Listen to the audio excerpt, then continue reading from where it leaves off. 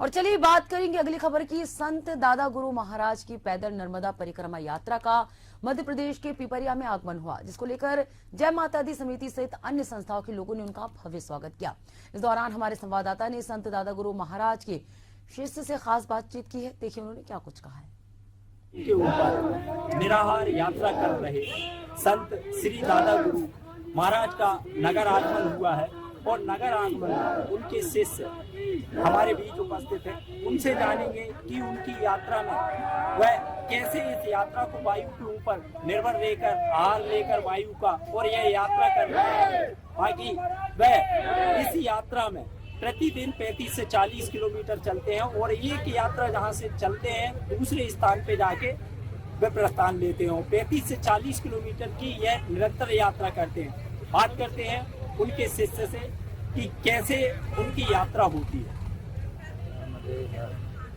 श्रद्धेय सद्गुरुदेव के अखंड निराहार महाव्रत का यह तीसरा चरण है, जिसमें इस बार केवल वायु का आहार लेकर के वो यह महाव्रत साधना कर रहे हैं। वायु का आहार अर्थात लगभग 4 वर्षों से अधिक हो गए अभी तक किसी भी प्रकार का अन्न आहार या द्रव्य पदार्थ वो नहीं लेते थे और इस बार वो यात्रा में जल का भी सेवन नहीं कर रहे हैं।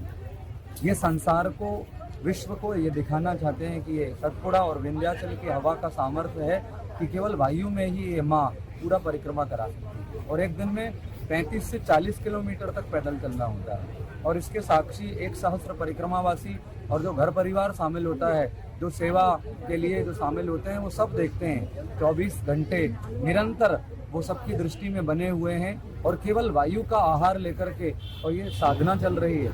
और वो जिस हिसाब से पैदल चलते हैं तो हम लोग सब दौड़ लगाकर भी उनके जैसे नहीं चल पाते हैं और कभी कभी तो वो यात्रा दौड़ लगाकर भी करते हैं। ये माँ नर्मदा का ही चमत्कार है। जैसा कि इन्होंने बताया है कि माँ नर्मदा का चमत्कार है और वैज्ञानिक भी कहीं ना कहीं नतमस्तक हुए हैं।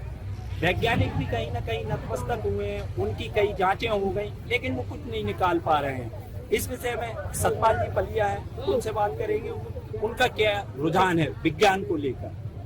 ये कई आप कह रहे हैं, मैं किसी हद तक तो नहीं पर सारी हदें मांग के और पार करने की मैं बात करता हूँ कि आज माँ नर्मदा की हमारे सदगुरु दादा सरकार पे जो कृपा है ये वासी आश्चर्य है, क्योंकि निराहार और ये सिर्फ अपने देश में नहीं, देश दुनिया में ये देखने को पहली बार मिल रहा है कि बिगर कुछ खाए पिए, जैसे कि हम अपनी भाषा में बोले, बिना अन्न को ग्रहण किए हुए, बिना किसी भी, सिर्फ वायु की दम पर जो आज की जो परिक्रमा अभी जारी है महाराज श्री की, इससे वायु के दम पर है। और बाकी ये माँ नर्मदा का एक आशीर्वाद दादाजी को साक्षात गुरु का है, माँ देवी का है।